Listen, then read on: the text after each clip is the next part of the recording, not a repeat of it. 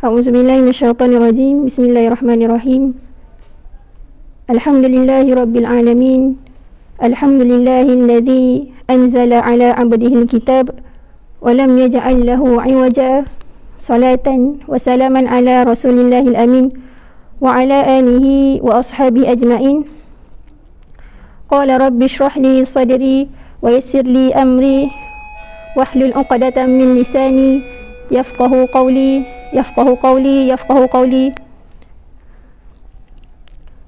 Amma ba'd. Qala Allah Ta'ala fil Qur'anil Karim ba'da an a'udzu billahi minasyaitonir rajim. Bismillahirrahmanirrahim. Alif lam mim. Dzalikal kitabu la raiba fihi hudan lil muttaqin. Wa qala Allah Ta'ala fi ayatin ukhra. A'udzu billahi minasyaitonir rajim. Laqad kana lakum fi Rasulillahi uswatun hasanah liman kana yarjullaha wal yawmal akhir wa dzakarallaha katsira. Shadaqallahul azim. Assalamualaikum warahmatullahi taala wabarakatuh. Yang ana hormati Yang di-Pertua Badan Kebajikan Anak Selangor Mesir sesi 2020-2021, Ustaz Ahmad Farhan bin Ahmad Azhar. Seterusnya Timbalan yang di-Pertua 1 Berkesam, Ustaz Aiman Syahmi bin Azhari. Seterusnya Raisah Badan Kebajikan Anak Selangor Mesir, Ustazah Siti Syazah Nazwa binti Muhammad Hanafiah. Seterusnya saf kepimpinan barisan saf kepimpinan ahli ikhwah akhwat muslimin muslimat, mak ayah yang berada di Malaysia. Seterusnya muslimin dan muslimat yang dimuliakan Allah dengan Islam. Jadi alhamdulillah, kita hadirkan rasa syukur kita kepada Allah SWT kerana pada hari ini Allah Ta'ala memberi kita lagi sekali peluang untuk bertemu, untuk sama-sama kita menuntut ilmu, berkongsi pesanan ilmu dan iman untuk kita tatbikkan ataupun untuk kita praktikkan dalam kehidupan kita. Jadi alhamdulillah juga atas nikmat iman dan nikmat Islam, nikmat akal dan nikmat Al-Quran yang diturunkan kepada sekalian alam. Bila sebut tentang akal dan Al-Quran ini adalah satu perkara yang wajib kita syukur. Dan setiap nikmat tu ada hak yang perlu kita tunaikan. Nikmat Al-Quran untuk kita baca dan untuk kita fikirkan menggunakan nikmat akal.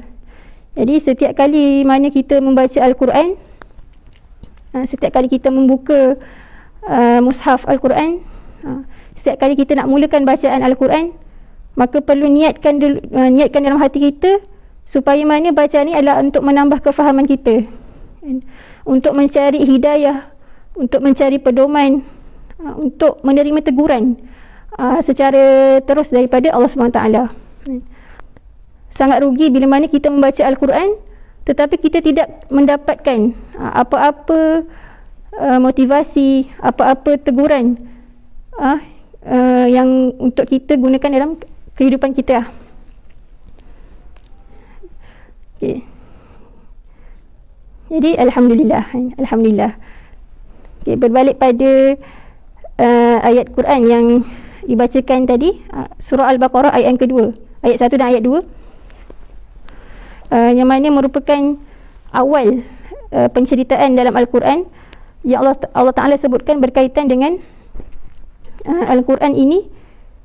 Allah janjikan tidak ada perkara yang ragu dalamnya, baik dari sudut maklumatnya, baik dari sudut kisah-kisahnya, baik dari sudut janji-janjinya, semuanya adalah benda yang benar, yang mana wajib untuk orang beriman ni benar-benar meyakini perkara tersebut. Dan Allah Ta'ala juga menyebutkan bahawa Al-Quran ni merupakan petunjuk bagi mereka yang bertakwa. Hanya orang yang bertakwa, orang yang nakkan hidayah, Allah Ta'ala akan berikan hidayah melalui Al-Quran. Jadi rajin-rajinlah baca Al-Quran dan tadabbur, walaupun satu hari satu ayat kita faham.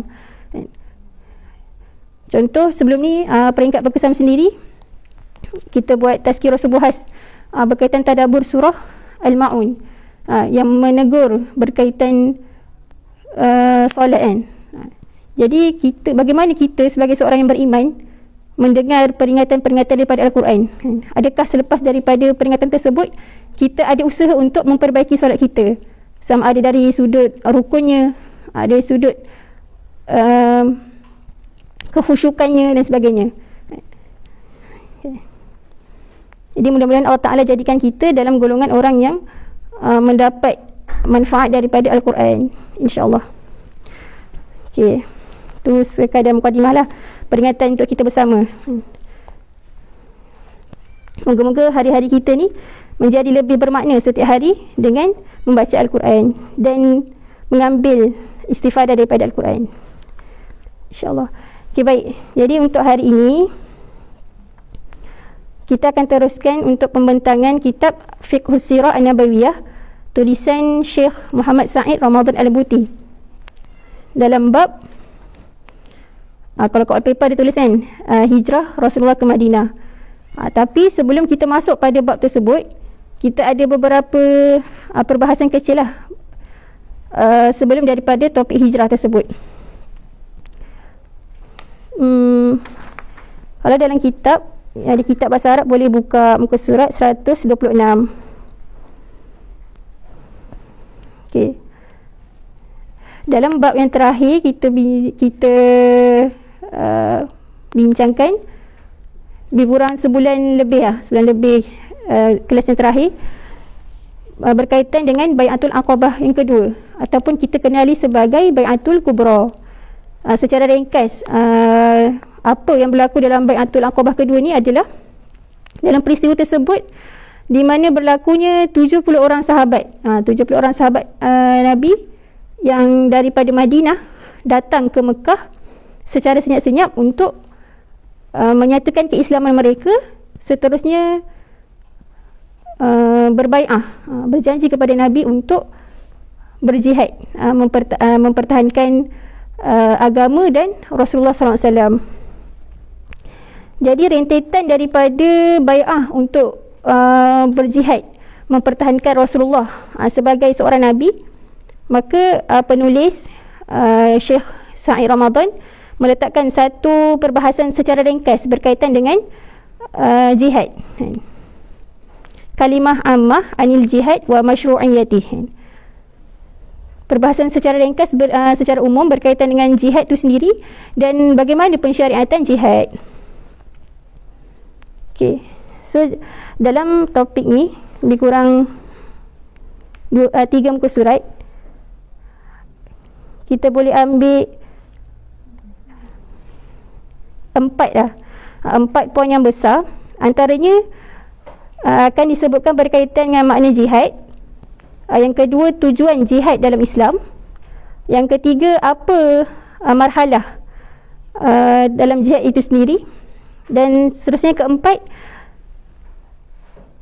penulis mendedahkan kepada kita salah faham yang diserap masuk dalam istilah jihad ni.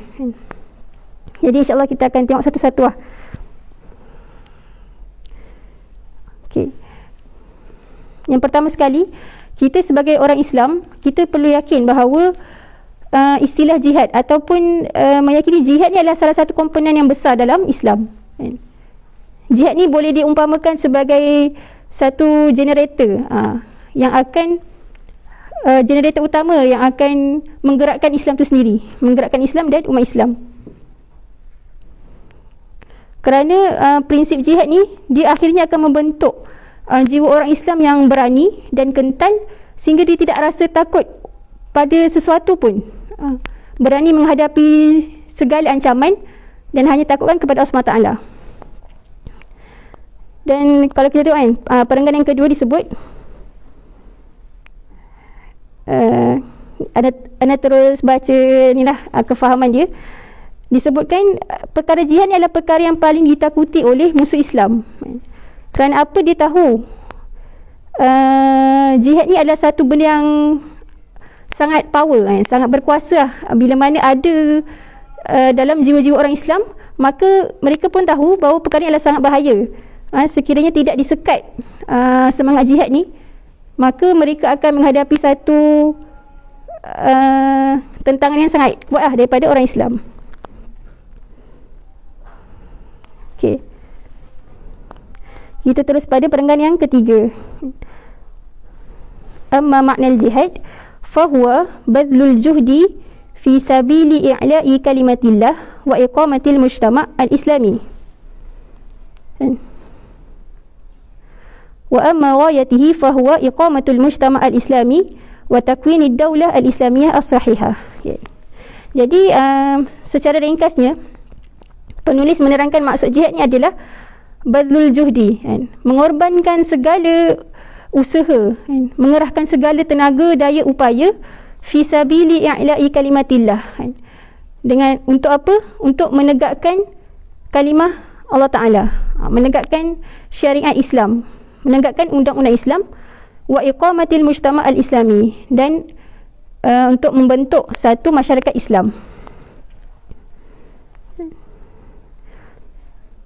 Kalimah jihad itu sendiri berasal daripada boleh disebut sebagai al-juhdu ataupun al-jahdu. Al-juhdu yang bermaksud kesusahan.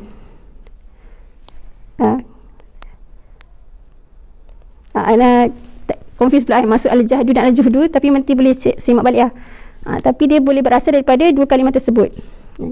Mengerahkan segala tenaga apa yang kita ada, segala usaha, keringat kita untuk meninggikan kalimah Allah Ta'ala dan untuk membentuk satu masyarakat Islam. Okey. Kemudian wa amma ghayatihi, dan apakah tujuannya? Tujuan jihad tu adalah untuk iqamatul mujtama' al-islami, untuk mendirikan sebuah masyarakat Islam, wa takwin ad-daulah al-islamiyah as-sahihah, dan membina ataupun membentuk satu negara Islam yang benar.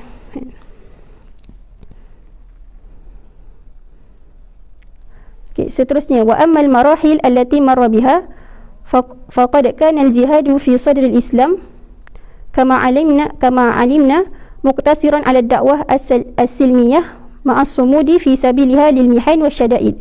Kemudian masuk pada marhalah yang disebut pada awal Islam, jihad ketika mula-mula datang Islam dikenali sebagai dakwah as-silmiyah, dakwah secara rahsia saja. Ni kita boleh soroti kembali bagaimana sirah Rasulullah SAW ketika mana mula-mula turunnya wahyu dakwah itu sendiri perlu dilaksanakan secara rahsia, ataupun simiyah, dakwah secara rahsia dalam keadaan mereka ni terima saja apapun ujian, apapun siksaan yang diberikan. Summa syara'a ila janibiha ma'a bad'il hijrah al-qitalu ad-difa'i ay raddu kullu quwwah bimithliha. Jadi setelah 3 tahun Rasulullah dan para sahabat melalui satu marhalah dakwah secara rahsia, kemudian barulah disyariatkan untuk berjuang ad-difa'i, sekadar untuk mempertahankan diri. Dan ini adalah ketika masuk fatrah hijrah. Boleh berjuang tapi sekadar untuk mempertahankan diri, untuk mempertahankan agama, kelangsungan agama, menjaga akidah masing-masing. Dan itu adalah fatrah ketika hijrah ke Habasyah dan hijrah ke Madinah. Kemudian masuk marhalah yang ketiga, summa syuri'a ba'da dhalik qitalun kullu man waqafa uqbah fi tariqi iqamah al-mujtama' al-islami. Masuk peringkat ketiga barulah dibenarkan untuk mengangkat senjata melawan kepada sesiapa sahaja yang cuba menghalang untuk menegakkan satu-satu masyarakat Islam.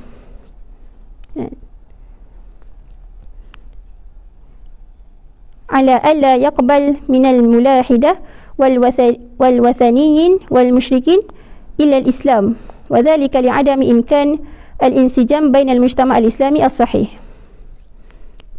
Pada marhalah ini tak ada lagi kompromi, tak ada lagi kerjasama yang dibagi kepada golongan-golongan etis, golongan yang menyembah berhala, golongan-golongan musyrikin. Kerana apa? Kerana tidak ada titik persamaan antara Islam dan golongan-golongan yang tadi. Maksud fatrah ni adalah Islam ni bergerak secara lebih tegas. Tak ada lagi kompromi dengan golongan-golongan yang tidak menerima Islam. Bahkan kepada golongan ahli kitab pun diberikan tasamuh ataupun toleransi untuk duduk dalam satu masyarakat Islam dengan syarat mereka ni perlu membayar jizyah.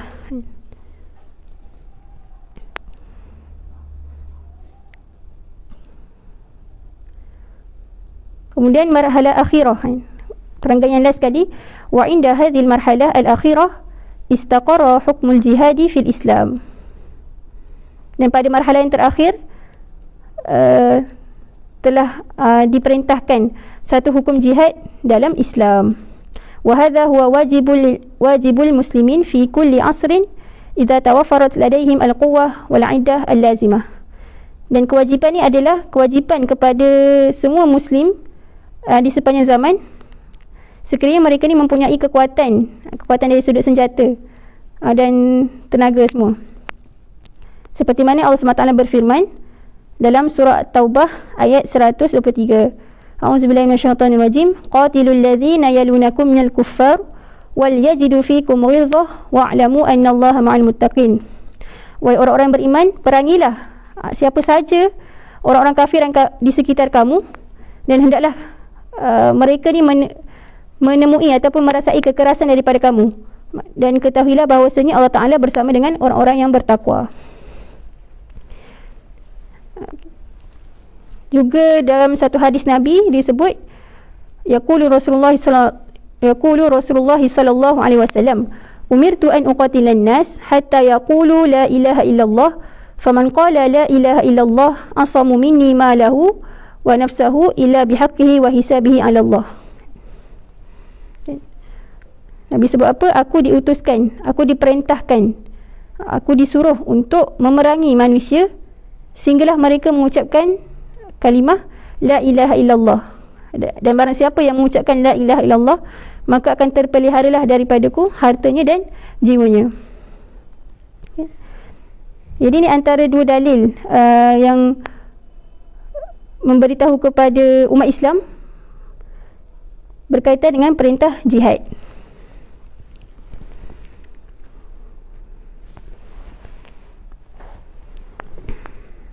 Okey, itu adalah berkaitan dengan tadi marhalah. Jadi keseluruhannya ada 4 marhalah. Dakwah silmiyah, qital difa'i, kemudian qitalun kullu man waqafa uqbah fi tariqi iqamatil mujtama' al-islami. Yang terakhir sekali barulah istaqara hukmul jihad fil Islam. Okey. Muka surat 127.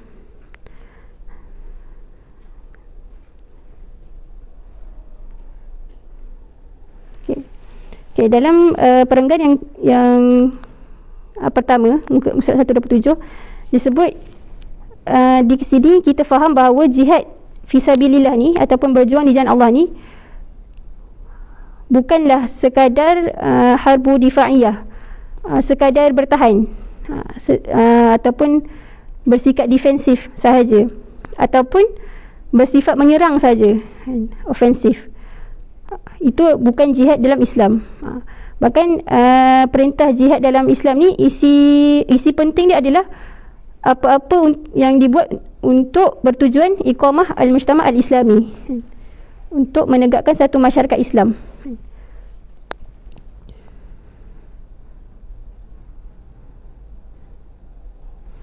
Okey. Terus pada perenggan yang ketiga berkaitan dengan apa kekeliruan ataupun anasir-anasir yang membuat, yang meragukan umat Islam berkaitan dengan kalimah jihad itu sendiri.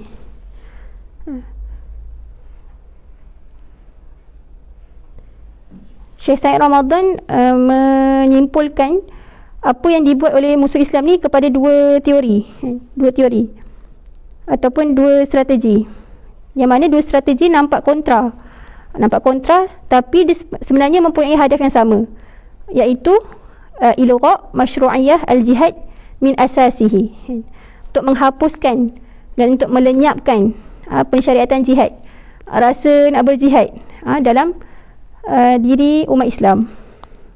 Okey, jadi kita tengok apa strategi yang pertama ataupun teori yang pertama disebut nazariyatul ula fahiya tilka allati tunadi bi anna al-islam lam yantashir illa bihaddi sayf wa anna an-nabiy sallallahu alaihi wasallam wa ashabihi salaku maslakal ikrah. فكان الفتح الإسلامي على أيديهم فتح قهر وبطش لا فتح قناعة وفكر.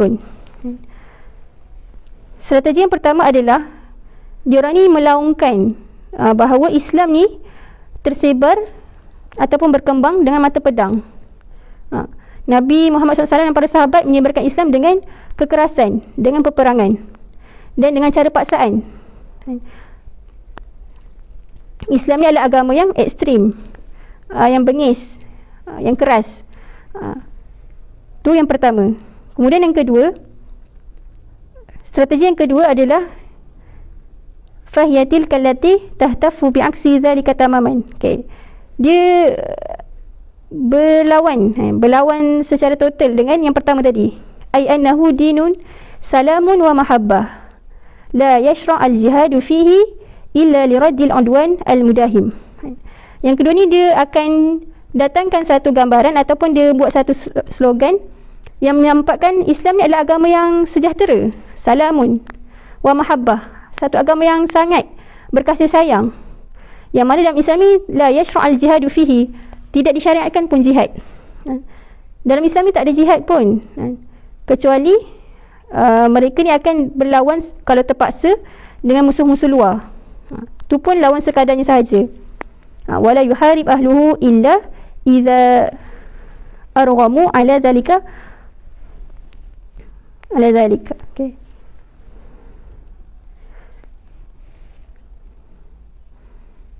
Okey. Seterusnya bawah ni, perenggan yang bawah tu disebut bagaimana mereka ni menjalankan dua-dua teori ni. Yang pertama, mereka kan, musuh-musuh Islam ni akan mulakan dengan menyebarkan. Dia akan sebarkan dulu bahawa Islam ni adalah agama yang dinun batshun wa haqdun wa hiqdun alal akharin. Islam ni adalah agama yang sangat bengis, agama yang hasad kepada agama-agama lain. Ataupun hari ini kita kenal sebagai satu Islamofobia. Menampakkan Islam ni buruk, Islam ni agama yang tak sukakan perdamaian, sehingga mana dia akan laungkan perkara tersebut sampai ada orang Islam, golongan-golongan Islam yang bangun menentang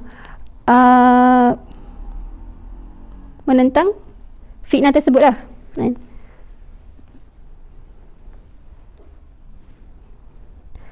Okey, wa bainamal muslimun yaltamisuna raddu ala hadzal batil qama min ulaika al-musyakkikin anfusahum man istana'a an-nifa' 'anil Islam. Jadi waktu Islam ni, orang-orang Islam yang bangun lawan dengan tuduhan-tuduhan tersebut, yang mempertahankan Islam ni bukan agama yang ekstrim, Islam ni bukan agama yang ganas, Islam ni bukan agama yang disebarkan dengan mata pedang ataupun peperangan.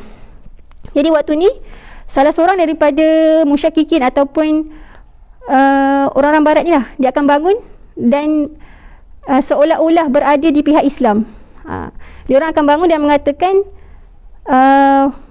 betul, Islam ni bukan agama yang ganas, Islam ni bukan agama yang suka berperang, bahkan Islam ni satu agama yang sejahtera, Islam ni agama perdamaian, agama kasih sayang, agama rahmat.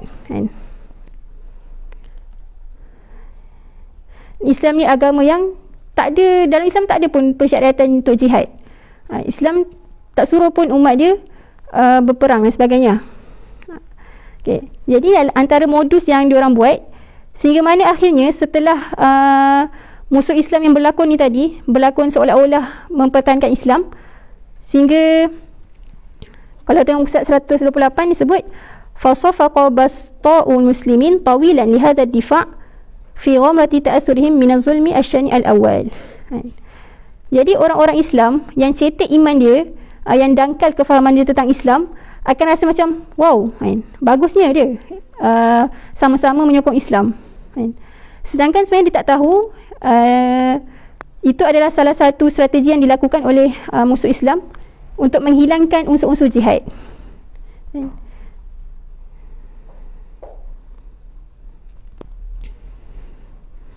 Jadi ni adalah dua teori ataupun dua strategi yang dibuat oleh musuh. Nampak macam kontra. Satu kata Islam ni ekstrim, satu kata Islam ni agama yang sejahtera, agama yang berkasih sayang. Tapi dua-dua ni dimainkan, hadafnya satu adalah untuk menghilangkan, menghapuskan fikratul jihad, semangat jihad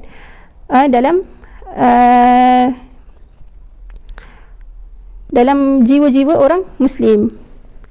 Sehingga mana nanti orang Islam ketika mana disuruh untuk jihad, diorang dah rasa takut. Betul ke kita buat ni? Islam ke agama yang rahmat? Islam ke agama yang lembut, berkasih sayang? Sehingga akhirnya api jihad yang ditanamkan oleh Rasulullah kepada orang-orang Islam ni menjadi terpadam dan mereka merasa malu. Bila ada panggilan seruan jihad dan sebagainya, mereka rasa malu dan merasakan itu bukan daripada Islam. Jadi kesannya ada sampai hari ini, kesan daripada pemansuhan roh jihad tu ada sampai hari ini. Okay.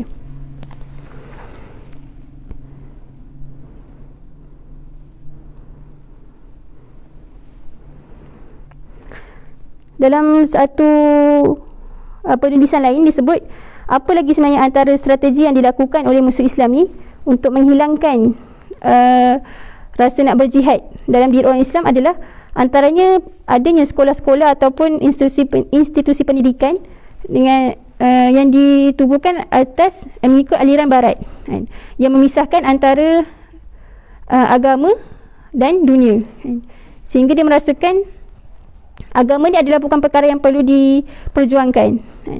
Agama adalah agama, dunia adalah dunia. Antara yang juga dihazafkan ataupun dibuang tajuk jihad dalam kitab-kitab fiqh. Kitab-kitab yang hari ni mahasiswa-mahasiswa Islam belajar di seluruh negara, dibuang tentang bab jihad.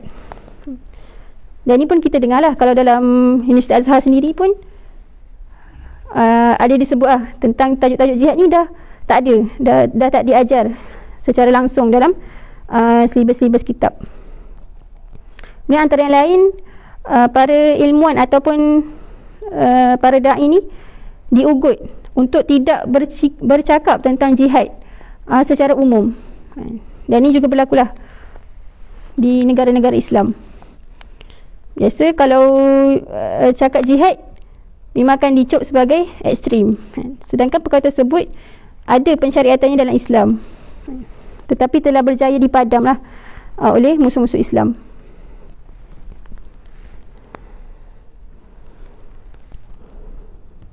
Okay, baik.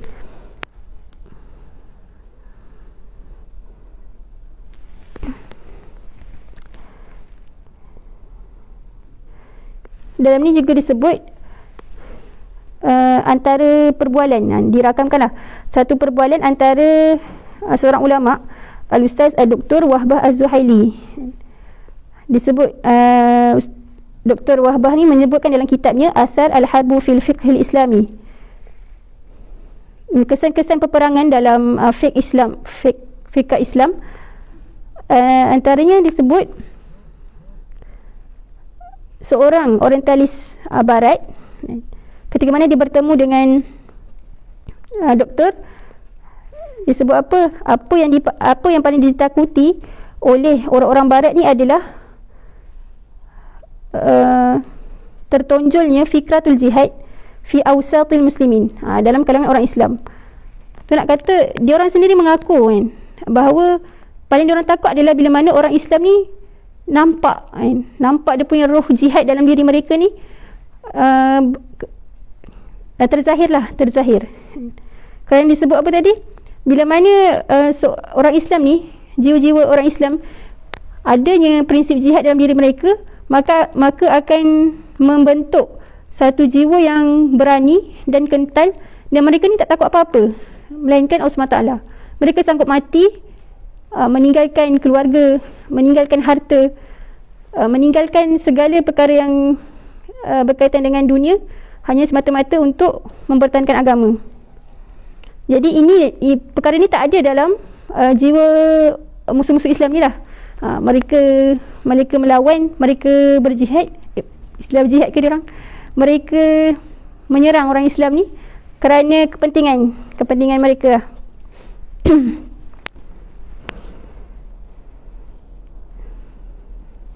Dan dalam surah apa ni? Dia sebut dalam ni, a'udzubillahi minasyaitonirrajim, fa idza unzilat suratun muhkamatun wa dzukira fiha al-qital ra'aital ladzina fi qulubihim maradun yanzuruna ilayka nadharal maghshiyyi 'alayhi minal maut. Surah apa Bakis? Okey.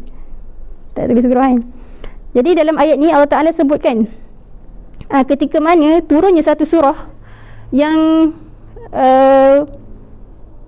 jelas menurunkan tentang hukum jihad, yang disebutkan tentang al-qital, maka akan ternampaklah dalam hati orang-orang yang dalam hatinya ada penyakit. Mereka ni seolah-olah terkejut, rasa takut yang amat sangat ya. Okey. Jadi itu adalah secara umum lah berkaitan dengan jihad dalam Islam dan pensyariatannya. Dan apa yang nak dikaitkan dengan tajuk sebelum ni, iaitu Bai'atul Aqabah As-Sani, adalah kalau ikutkan kuasa Allah Ta'ala boleh je menyembunyikan khabar mereka ni berbai'ah dengan Rasulullah daripada pengetahuan orang musyrikin.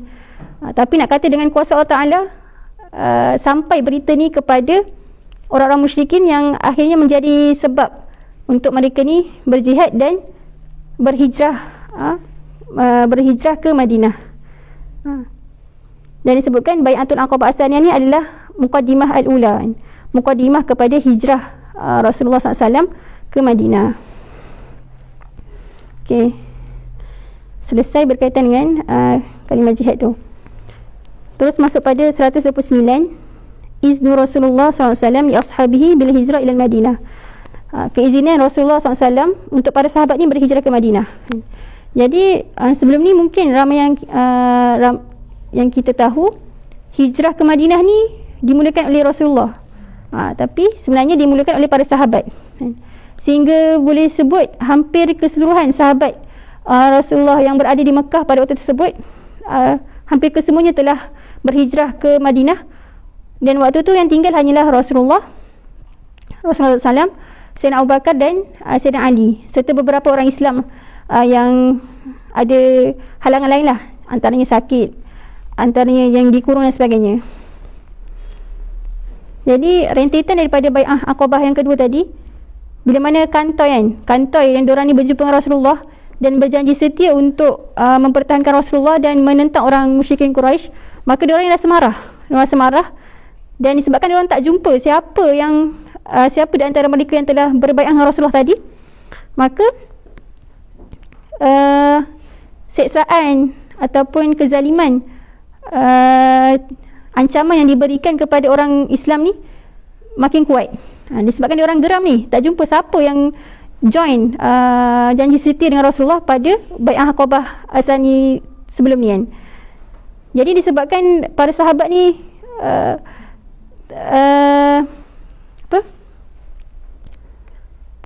semakin sakitlah, diseksa, akhirnya ada beberapa sahabat yang minta izin dengan Rasulullah untuk berhijrah ke Madinah. Fashaka dhalika ashabu Rasulullah SAW wasta'dhanuhu fil hijrah faqala qad ukhbirtu bidari hijratikum wa hiya Yathrib faman arada al-khuruj falyakhruj ilaiha. Jadi bila mana para sahabat jumpa dengan Rasulullah, wahai Rasulullah, kami minta izin untuk berhijrah meninggalkan Mekah, kan? Sebab apa? Mereka ni di Mekah dah tak boleh nak buat hatta nak buat ibadah pun dah tak boleh, kan? Nak solat, apatah lagi nak solat, kan? Jadi setiap gerak-geri dia orang ni diperhatikan oleh orang-orang Quraisy, kan? Jadi Rasul kata apa? Aku telah mendapat khabar tentang tempat hijrah bagi yang baru bagi orang Islam, wahya Yathrib. Yathrib ni di Madinah, Maka Rasul sebut siapa yang nak berhijrah, maka berhijrahlah ke Madinah.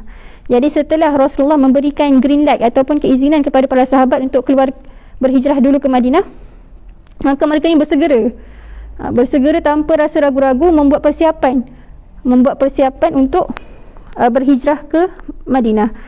Jadi fakana awwalu man qaddama al-Madinah min ashabihi sallallahu alaihi wasallam Abu Salamah bin Abdul Asad. Orang yang antara yang terawal yang berhijrah ke Madinah adalah Abu Salamah bin Abdul Asad. Summa qadama ba'dahu Amir bin Rabi'ah wa ma'ahu imra'atahu Laila binti Abi Hashmah. Dan seterusnya Amir bin Rabi'ah bersama isterinya Laila. Jadi ni antara para sahabat yang awalah berhijrah ke Madinah. Jadi Abu Salamah bin Abdul Asad, seorang sahabat yang kisahnya ada disebabnya ada satu kisah yang sangat sedih. Bagaimana hijrah Abu Salamah ni bersama isterinya Ummu Salamah, yang mana akhirnya Abu Salamah ni terpaksa berhijrah seorang diri. Pada sebelum ni ketika hijrah ke Habasyah, pasangan suami isteri ni dapat berhijrah bersama-sama, fluent, maksudnya lancarlah, dapat hijrah sama-sama, meminta perlindungan di Habasyah. Tetapi sampai pada hijrah ke Madinah ni, perancangan untuk berhijrah bersama-sama tidak kesampaian. Kerana apa? Kerana ketika mereka dalam perjalanan menuju ke Madinah, akhirnya rombongan mereka ni ditahan. Abu Salamah dan Ummu Salamah ni ditahan oleh kaum Bani Makhzum. Bani Makhzum ni adalah suku kaum isteri lah, maksudnya suku kaum Ummu Salamah, yang mana disebut apa? Mereka sebut kepada Abu Salamah, wahai Abu Salamah, kalau kau nak berhijrah ke Madinah, kau keluarlah seorangan, tapi kau tidak boleh membawa isteri kau bersama anak kau. Kerana apa? Ummu Salamah ni adalah di kalangan suku kami. Jadi pada waktu tersebut berlakulah pergelutan antara mereka, sehingga akhirnya Abu Salamah ni dibelasah teruah oleh rombongan Bani Makhzum tadi. Jadi perkara ni sampai berita pula kepada Bani Asad. Bani Asad ni siapa? Bani Asad ni adalah suku kaum Abu Salamah. Abu Salamah. Jadi bila sampai berita ni, apa lagi, dia orang pun datang dan bergaduh. Bergaduh lagi. Dia sebut apa? Kalaulah kau nak berhijrah, kalaulah, macam mana dia? Maksudnya dia sebut, Bani Asad ni sebut pada Bani Makhzum, kau boleh untuk ambil Ummu Salamah, tapi Salamah ni masih anak dia orang ni perlu kami yang jaga. Maka berlakulah pergelutan lagi, seorang tarik, seorang maksud menarik-narik lah, sehingga diceritakan tangan Salamah tadi, anak kepada Abu Salamah ni, jadi patah disebabkan pergelutan tadi. Maka nak ringkaskan ceritanya, akhirnya si isteri dibawa oleh Bani Makhzum, yang anak dibawa oleh Bani Asad, dan akhirnya Abu Salamah saja yang berjaya untuk berhijrah ke Madinah. Jadi sepanjang tempoh perpisahan keluarga ni, satu ujian yang dahsyatlah kepada Ummu Salamah, kepada semua ahli keluarganya. Yang diceritakan Ummu Salamah ni setiap hari menangis, menangis kerana terpisah dengan suami dan anaknya, sehingga akhirnya ada rasa belas kasihan di dalam kalangan Bani Makhzum ni, sehingga akhirnya lepaskan juga Ummu Salamah untuk bertemu suaminya di Madinah.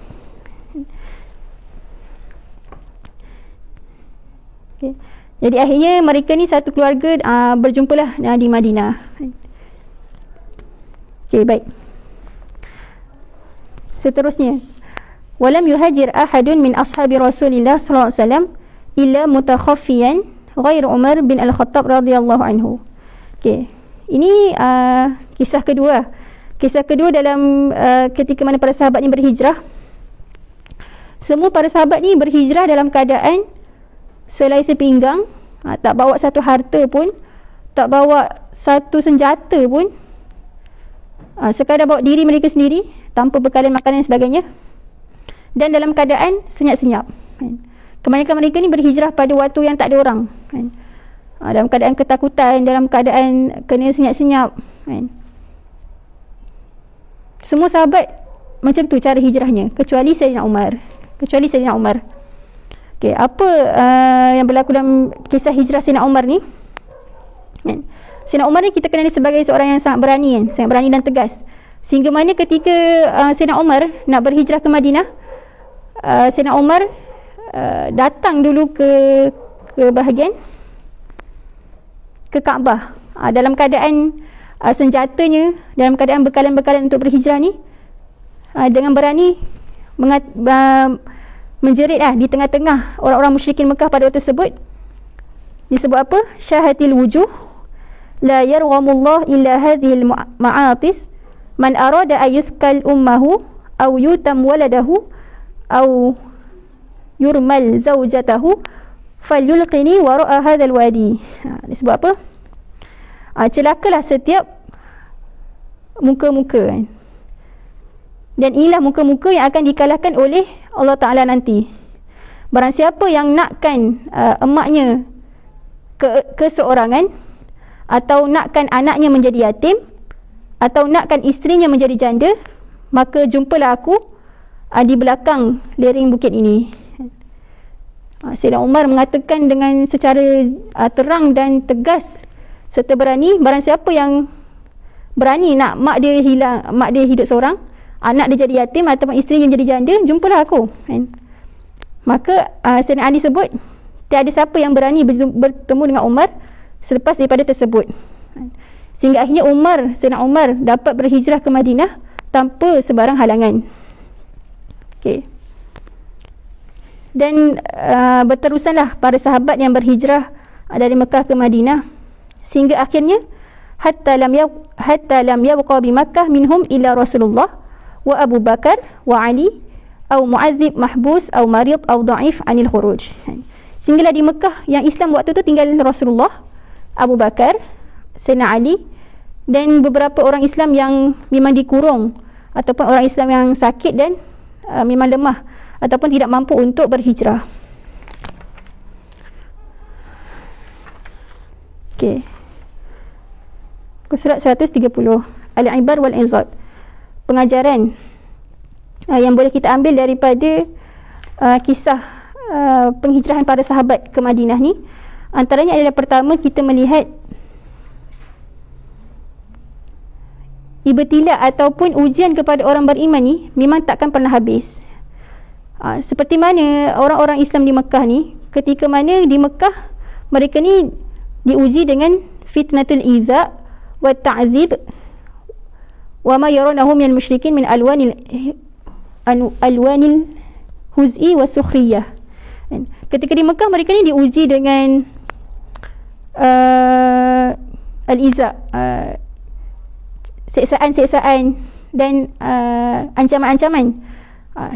Kemudian bila mana mereka ni diizinkan oleh Rasulullah untuk berhijrah, mereka ni pula ditimpa dengan ujian ataupun fitnah untuk terpaksa meninggalkan negara mereka, terpaksa meninggalkan harta mereka, terpaksa meninggalkan segala kepunyaan mereka, terpaksa ditinggalkan. Dan disebutkan mereka ni adalah golongan yang jujur dan ikhlas dengan agama mereka. Mereka meninggalkan semua perkara tersebut, apa yang mereka miliki, hanya semata-mata untuk liyuslim lahum ad-din, untuk selamatkan agama mereka. Jadi ini adalah satu tauladan kepada orang-orang Islam hari ini untuk ikhlas dan jujur dengan agama Allah SWT. Para sahabat, orang-orang terdahulu yang bersama dengan Nabi, telah memberikan kepada kita satu tauladan yang sangat baik. Bagaimana pengorbanan dalam Islam, bagaimana perkara untuk membuktikan bahawa kita ni benar-benar jujur dan ikhlas dengan agama Allah SWT. Apa yang kita boleh ambil juga hari ini adalah bagaimana hari ini kita pun perlu berhijrah untuk memperbaiki diri kita, memperbaiki kefahaman kita kepada agama Islam, memperbaiki sejauh mana pengorbanan kita untuk agama Islam. Contoh, kita nak perbaiki diri kita. Susah ni kita nak meninggalkan perkara-perkara mazmumah yang dah jadi dah sebati dengan hidup kita. Tapi itu adalah hijrah. Bila mana kita bersedia untuk memperbaiki segala kekurangan dan perkara sifat-sifat mazmumah dalam diri kita, suka melambatkan solat, suka tak jaga mulut dan sebagainya. Kita sedar perkara tersebut adalah perkara yang tidak disukai oleh Allah SWT, maka kita perlu berhijrah daripada perkara tersebut. Bahkan sebenarnya itu adalah satu juzuk kecil daripada hijrah. Tak sampai lagi macam mana tahap para sahabat, orang-orang Islam terdahulu berhijrah, meninggalkan semua perkara untuk menyelamatkan agama mereka.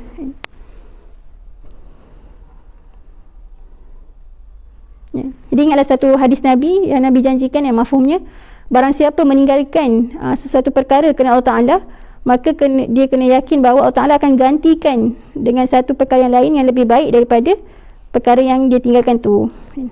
Jadi kena azamah dalam diri kita, orang Islam, setiap hari kena ada tambah baik, ataupun perbaiki diri dan amalan kita. Okey, itu yang pertama yang disebutkan tentang golongan sahabat dari Mekah. Kemudian bagaimana pula dengan disebutkan amma ahlul Madinah? Bagaimana pula orang-orang Madinah? Bagaimana mereka ni menyambut orang-orang Islam dari Mekah ni tadi dengan menyediakan tempat tinggal, menyediakan pertolongan, apa-apa pertolongan mereka sedia membantu. Jadi disebut kat sini, faqad qaddamu al-musulus sadiq lil ukhuwah al-islamiyah wal mahabbah fillahi azza wa jalla. Maka disebutkan orang-orang Madinah ini adalah, ataupun orang-orang Ansar, mereka adalah orang pertama yang menunjukkan satu contoh tauladan yang baik berkaitan dengan ukhuwah Islamiyah dan berkasih sayang kerana Allah SWT. Dan Allah Ta'ala juga telah menghabarkan kepada kita bahawasanya qad ja'ala ukhuwatud din aqwa min ukhuwati nasab wahdaha, bahawa ikatan agama ini adalah lebih kuat berbanding ikatan keturunan.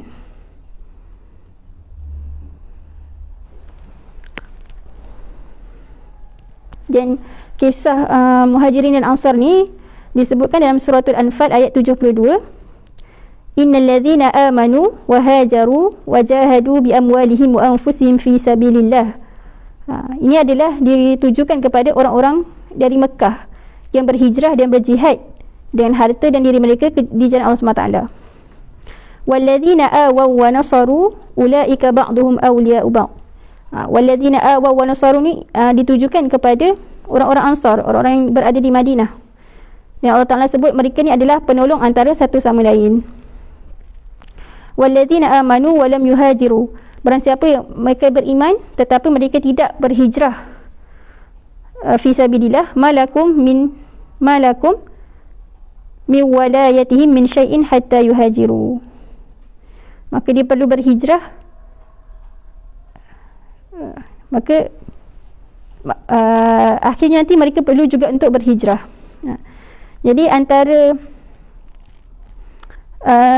kesimpulan daripada dua ayat ni, dikeluarkan, diistinbatkan dua pensyariatan tentang hijrah daripada ayat ni adalah, yang pertama, wujubul hijrah min daril harbi ila daril Islam. Wajib kepada orang Islam ni untuk berhijrah daripada negara harbi kepada negara yang Islam. Apa yang disebutkan, apa yang dimaksudkan dengan darul harbi ni adalah ketika mana satu-satu negara tu kita tak dapat untuk untuk melaksanakan syiar Islam, seperti kita tak diizinkan untuk solat, kita tak boleh nak berpuasa ataupun melaungkan azan, maka pada waktu tersebut wajib untuk orang Islam ni berhijrah kepada Darul Islam, pada mana-mana tempat ataupun negara yang membolehkan mereka ni melaksanakan syiar-syiar Islam. Kemudian hukum yang kedua disebut daripada ayat ni, wujubu nusratil muslimin ba'duhum li ba'din, wajib untuk membantu sesama muslimin antara satu sama lain.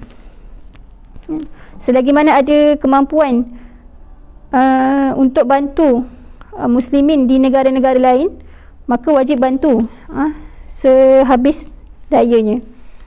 Itu secara umum lah berkaitan dengan ayat ni.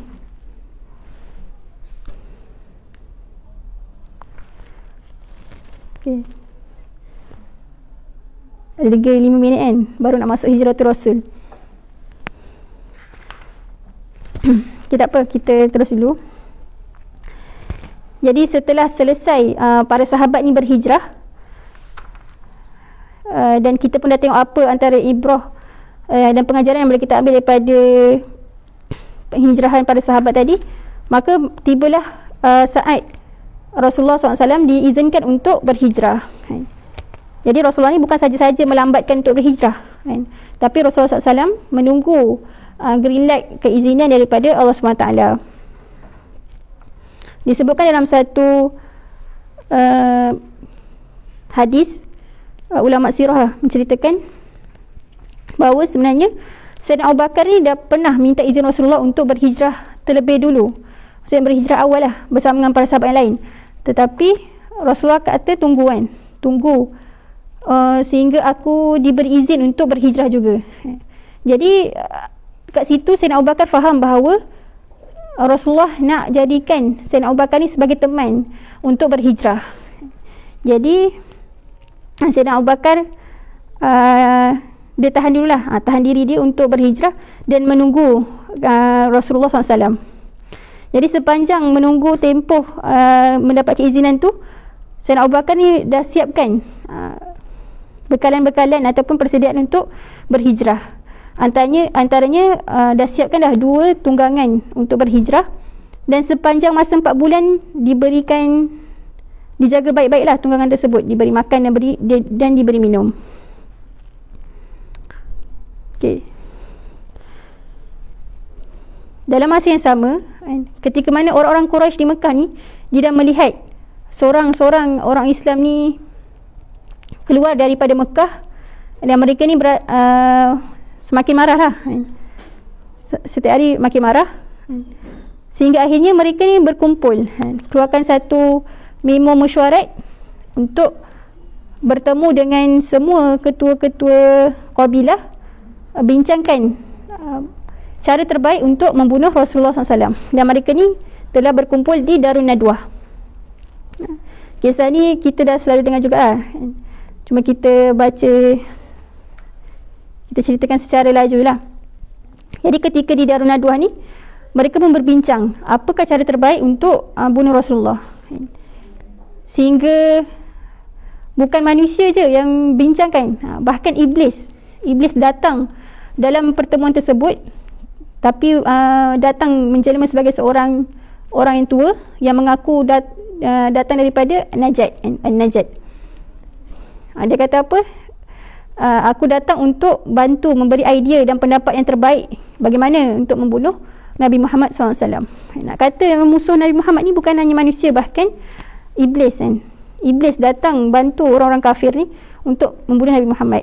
Jadi setelah perbincangan kaedah yang terbaik, maka mereka ni bersetuju untuk kaedah mengumpulkan semua pemuda-pemuda yang paling gagah daripada setiap kabilah, dan diberikan senjata yang paling tajam, paling terbaik, dan cara bunuhnya adalah dengan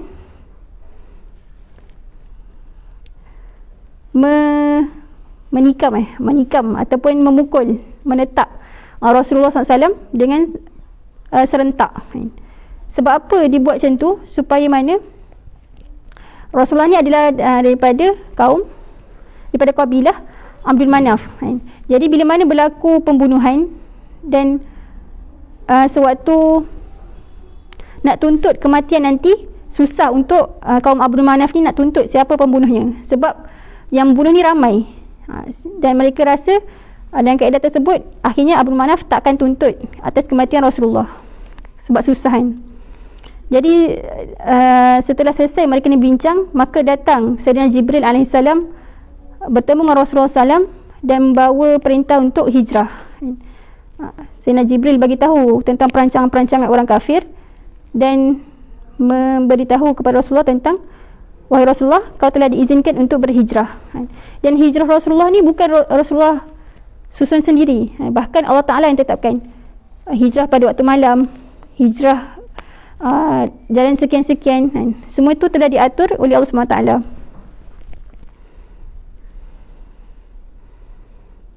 Jadi dalam perjalanan hijrah Rasulullah ni ada beberapa individu yang sama-sama membantu melicinkan hijrah Rasulullah. Antara yang kita tahu, Asma bintu Abu Bakar.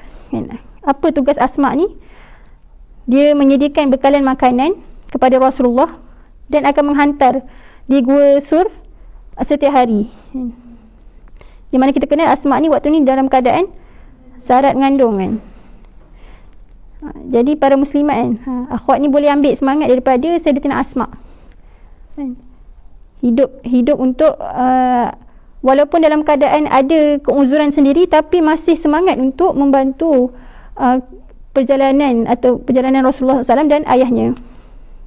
Jadi hari ni kita fikir apa je keuzuran kita yang kita nak bagi untuk kita keluar daripada jalan perjuangan. Bahkan sebenarnya tak adalah keuzuran. Keuzuran tu mungkin kita buat-buat sendiri. Okey, yang seterusnya Sayyidina Ali bin Abi Talib. Sayyidina Ali bin Abi Talib ni kita tahu berperanan sebagai orang yang menggantikan tempat tidur Rasulullah. Pada waktu ni Rasulullah suruh Sayyidina Ali baring di katil Rasulullah bersama selimut, selimut yang selalu Rasulullah guna. Jadi Sayyidina Ali bin Abi Talib ni menggambarkan satu watak seorang pemuda yang sangat berani. Walaupun tahu dah nyawa dia mungkin terancam kan. Kalau orang-orang kafir ni tak tengok pun siapa sebenarnya yang atas katil tu, mungkin boleh terbunuh dah Sayyidina Ali ni. Tapi kerana dia meyakini Rasulullah SAW, meyakini janji Rasulullah bahawa Sayyidina Ali ni takkan diapa-apakan, maka dia taat pada perintah Rasulullah. Seterusnya muka surat 133, Abu Bakar bin Abdullah. Abu Bakar bin Abdullah ni adalah anak kepada Sayyidina Abu Bakar, yang mana tugasnya adalah sebagai spy ataupun pengumpul maklumat, yang mana diperintahkan untuk ambil tahu apa perbincangan, apa strategi ataupun perancangan, apa suasana situasi semasa yang berlaku di Mekah untuk dilaporkan kepada Rasulullah dan Sayyidina Abu Bakar ketika dalam gua. Jadi pada waktu siang Sayyidina Abu Bakar ni Sayyidina Abdullah bin Abu Bakar ni dia akan ada di Mekah seolah-olah untuk mengelakkan inilah keraguan dalam keadaan orang kafir ni tentang spy kan, tentang Abu Bakar ni adalah pemberi maklumat kepada Rasulullah. Seterusnya Amir bin Fuhairah. Amir bin Fuhairah ni adalah hamba, pembantu kepada Sayyidina Abu Bakar, yang mana kerjanya adalah mengembala kambing. Jadi tugasnya adalah untuk membekalkan makanan ataupun susu dan daging sebagai bekalan makanan kepada Rasulullah sepanjang 3 hari di Gua Sur, dalam masa sama untuk menghilangkan jejak kaki Abdullah bin Abu Bakar yang ulang-alik setiap hari ke Gua Sur. Jadi setiap orang ni ada peranan yang besar dalam menjayakan hijrah Rasulullah SAW.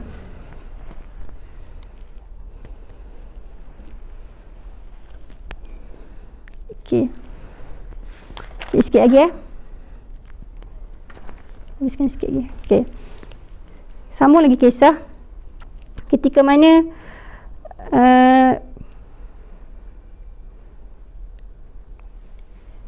di Gua Sur pada waktu tersebut. Waktu ni dah dah kantoi lah. Sebenarnya Rasulullah dah berjaya keluar daripada Mekah. Dan yang berada di atas katil tu adalah bukan Rasulullah tapi Sayyidina Ali. Jadi pada waktu ni orang-orang musyrikin terus mengeluarkan satu arahan untuk cari Rasulullah, cari jejak Rasulullah sampai dapat. Sehingga akhirnya ada yang sampai di berdekatan dengan gua Rasulullah SAW, gua Surah.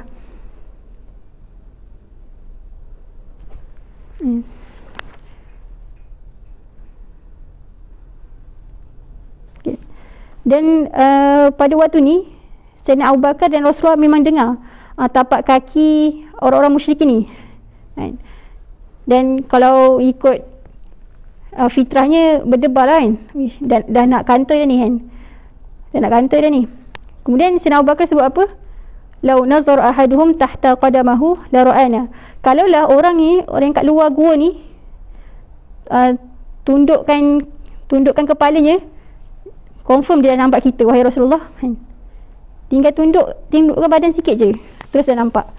Maka dengan tenang Rasulullah menjawab, ya Abu Bakrin, ma zannaka bisnaini Allahu salisuhuma.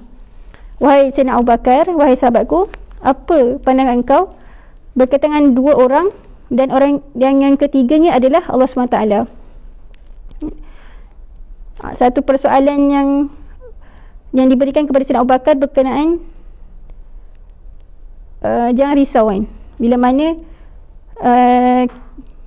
bahawasanya kita ni ada di bawah jagaan Allah SWT kan? Maka dengan kuasa Allah Ta'ala mereka ni telah dibutakan lah daripada melihat Rasulullah dan Sayyidina Abu Bakar.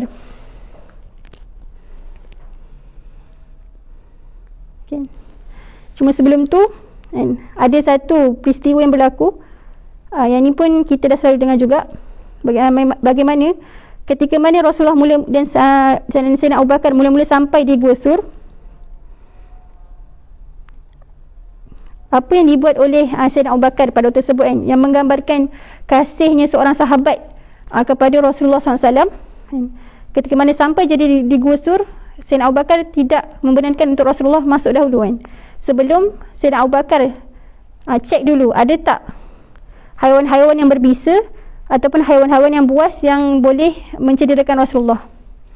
Jadi masuk ke dalam gua, Sayyidina Abu Bakar tutup semua lubang-lubang yang ada yang dikhawatiri keluar haiwan-haiwan yang berbisa. Kemudian barulah dah dijamin selamat, barulah Sayyidina Abu Bakar membenarkan Rasulullah untuk masuk.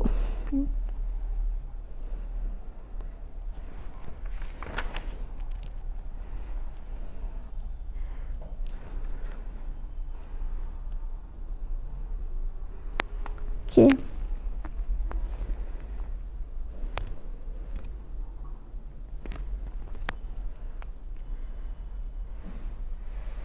Okay. Kita sambung. Setelah mana 3 hari Rasulullah berada di Gua Sur, dan hari yang keempat mereka bersetuju untuk meneruskan perjalanan di bawah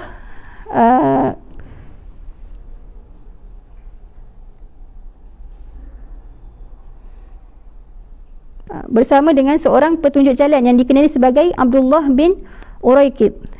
Abdullah bin Uraiqid ni bukan orang Islam, dia orang musyrikin, tetapi telah dipastikan dahulu yang dia ni adalah seorang yang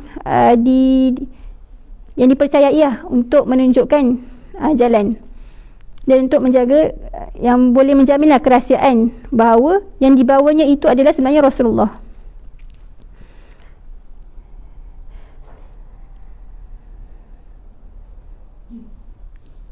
Okay. Kemudian perenggan yang kedua terakhir diceritakan pula tentang Suraqah bin Ja'sham. Suraqah ni adalah, secara ringkasnya, dia adalah seorang yang menerima tawaran, menerima tawaran untuk mencari Rasulullah. Yang mana waktu tu orang-orang musyrikin ni dia menawarkan bagi siapa yang berjumpa dengan Rasulullah, bertemu dengan Rasulullah dan rombongannya, maka akan diberikan dengan 100 ekor unta. Jadi Suraqah ni adalah antara yang berjaya bertemu dengan Rasulullah kan. Tetapi sebelum dia dapat menangkap Rasulullah ni, telah berlaku beberapa peristiwa di luar jangkaan dia, yang mana sehingga akhirnya dia ubah fikiran. Daripada untuk menangkap Rasulullah, akhirnya dia ambil keputusan untuk menjaga rahsia Rasulullah. Apa yang berlaku antaranya adalah ketika mana dia nampak Rasulullah dan nak kejar Rasulullah, kuda yang dinaikinya, kakinya terbenam, kaki kuda terbenam, sehingga akhirnya dia cuba untuk kembali menunggang. Kali kedua terbenam, kali ni dua-dua kaki terbenam. Jadi dia rasa sangat pelik dengan peristiwa tersebut, tapi dia masih meneruskan untuk kejar Rasulullah. Sehingga yang cubaan kali ketiga untuk menangkap Rasulullah ni, dia melihat ada yang satu kepulan asap ataupun debu yang menutupi Rasulullah. Maka dia rasa itu adalah satu benteng keselamatan buat Rasulullah. Jadi akhirnya ketika mana dia dapat bertemu dan bercakap depan dengan Rasulullah, Rasulullah memberikan satu jaminan kepada dia, dan dengan syarat untuk dia ni merahsiakan pertemuan dengan Rasulullah ni. Dan akhirnya Suraqah ni pun pulang ke Mekah dalam keadaan tak berlaku apa-apa. Jadi antara secara ringkas walaupun macam panjang berkaitan dengan bagaimana perjalanan hijrah Rasulullah SAW. Okay. Jadi kita terus pada surat 136 bahagian ibrah dan pengajaran. Dan untuk ibrah pengajaran ni pun ada banyak, ada 8 poin. Cuma hari ni mungkin kita ambil 2 je lah, ambil 2. Yang bakinya kita akan sambung untuk akan datang. Jadi antara ibrah yang pertama yang boleh kita ambil daripada kisah hijrah Nabi ni adalah yang pertama, istibqa'uhu li Abi Bakrin radhiyallahu anhu duna ghairihi minas sahabah kay yakuna rafiqahu fi hadhihi rihlah. Bagaimana tawaran ataupun pelawaan Rasulullah kepada Sayyidina Abu Bakar sebagai teman hijrah. Jadi daripada scene ni, para ulama mengistimbatkan bahawa ini adalah bukti betapa kasih dan sayangnya Rasulullah kepada Sayyidina Abu Bakar. Sehingga Rasulullah sendiri meminta Sayyidina Abu Bakar jumpa berdepan untuk minta Sayyidina Abu Bakar ni jangan hijrah dulu ke Madinah. Tunggu aku mendapat keizinan daripada Allah SWT, barulah pergi berhijrah bersama. Jadi kita tengok Rasulullah ni bagaimana kasihnya Rasulullah kepada Sayyidina Abu Bakar. Dan kita pun tahu kenapa antara sebab Rasulullah ni sayang kepada Sayyidina Abu Bakar, kerana sifat as-siddiq yang ada dalam jiwa Sayyidina Abu Bakar, yang membenarkan tanpa ragu-ragu segala ucapan dan perbuatan Rasulullah SAW, meskipun ada perbuatan dan ucapan yang di akal manusia ni tak logik kan. Kalau contoh sebelum ni peristiwa Isra' Mi'raj dan sebagainya. Rasulullah sebut, "Lau kuntu muttakhidan khalilan lattakhadhtu Abu Bakrin khalilan." Kalaulah aku nak ambil seorang sahabat yang paling aku sayang, maka aku akan pilih Sayyidina Abu Bakar sebagai khalil, sahabat ataupun teman. Okay. Dia sebut Sayyidina Abu Bakar ni adalah tauladan ataupun contoh seorang sahabat yang sangat baik, dan seorang yang sanggup berkorban seluruh jiwanya hanya kerana Rasulullah. Jadi kita boleh contohi bagaimana sifat Sayyidina Abu Bakar ni. Yang pertama, sifat as-siddiq Sayyidina Abu Bakar. Hari ini ketika mana kita dengar Al-Quran, dengar hadis, bagaimana kita berhadapan dengan peringatan-peringatan tersebut?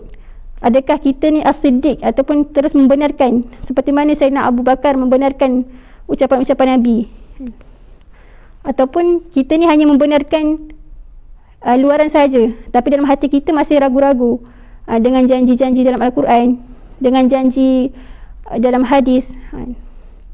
Jadi kena latih ataupun kena paksa diri kita bersifat as-siddiq dengan agama Islam. Hari ni mungkin kita tak bertemu dengan Nabi untuk kita membenarkan segala ucapan Nabi secara berdepanan. Hatta hari ni kalau kita nak membenarkan kata-kata seseorang pun tak ada kata-kata yang maksum, melainkan Rasulullah SAW, melainkan dalam Al-Quran dan As-Sunnah. Jadi hari ni kita benarkan apa yang disebut dalam Al-Quran dan dalam hadis. Yang kedua, macam mana kita berperanan seperti mana Sayyidina Abu Bakar berperanan kepada Nabi, menjadi sahabat yang benar-benar sahabat lah, yang membantu segala urusan agama Nabi, membantu segala urusan dunia dan akhirat Nabi. Ini kita dengan sahabat kita, dengan ahli bait, macam mana kita betul-betul jadi pembantu untuk berjaya di dunia dan berjaya di akhirat.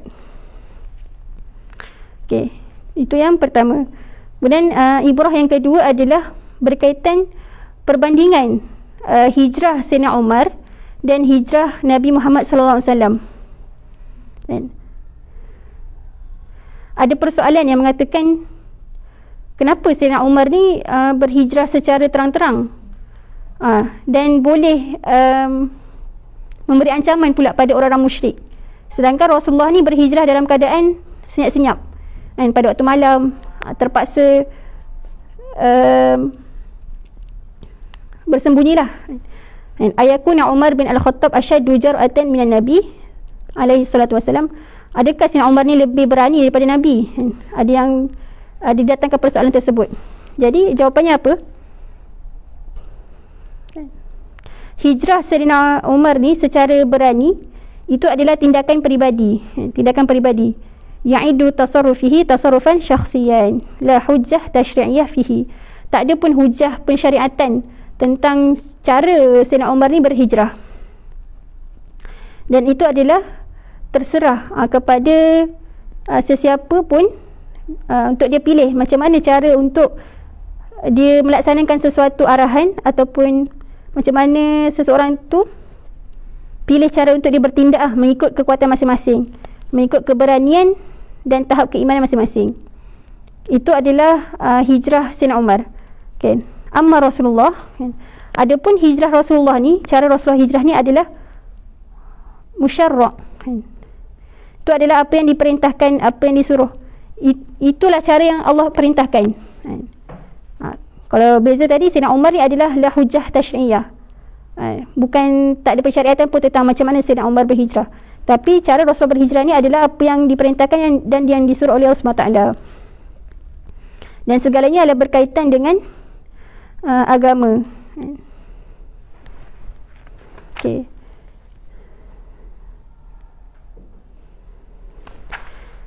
Dah, itu secara ringkas lah berkaitan dengan persoalan kenapa Sayyidina Umar berhijrah secara jelas, secara terang-terangan, sedangkan Rasulullah berhijrah secara sembunyi. Okay. Jadi insyaAllah itu saja untuk kelas kali ini. Kita akan sambung untuk kelas akan datang, untuk tajuk seterusnya, untuk ibrah seterusnya. Jadi mudah-mudahan kita sama-sama ambil istifadah daripada apa yang kita baca hari ini, terutama pada diri sendirilah yang membaca, berkaitan dengan jihad, usaha untuk semai benih-benih jihad dalam diri, dan suburkan jihad tu setiap hari, sama ada untuk perbaiki diri kita dan perbaiki juga orang lain. Kemudian contohi orang-orang muhajirin dan orang-orang ansar, bagaimana keikhlasan dan kejujuran mereka terhadap agama, dan bagaimana pula ukhuwah antara sesama mereka. Okey, insyaAllah sekadar itu sahaja. Aqulu qawli hadza wa astaghfirullahal azim li wa lakum. Wassalamualaikum warahmatullahi taala wabarakatuh.